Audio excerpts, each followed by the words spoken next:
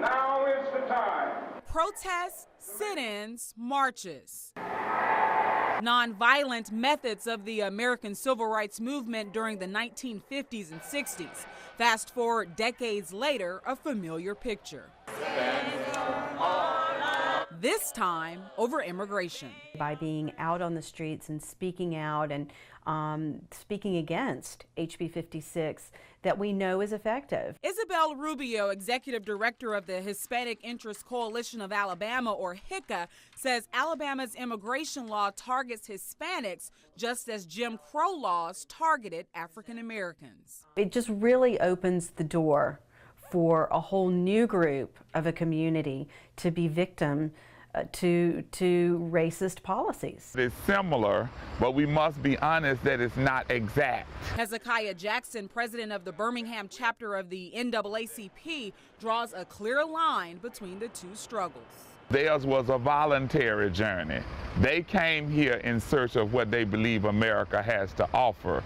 Our ancestors were brought here involuntarily. Opponents of the law say part of it racially profiles Hispanics. Police have authority to ask for documentation that proves someone's citizenship or legal status during traffic stops. For immigration attorney Clary Tedrow, the provision affects all immigrants, undocumented and documented.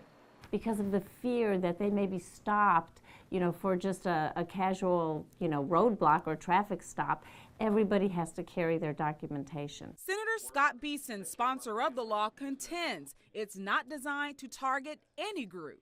If I'm pulled over, or if anybody out there is pulled over, no matter what their race or nationality is, and they don't have identification, I think it's fair for the police officer, law enforcement, to try to figure out who this person is. When it comes to comparisons to the civil rights movement, you're talking about American citizens during the civil rights era that were treated differently because of the way they looked. But to be able to demand that they be able to come into a country illegally, just walk across the border from wherever, and then demand to have all the rights and all the privileges that American citizens have, that's crazy. We have a right to protect our economy, our security, and our general welfare.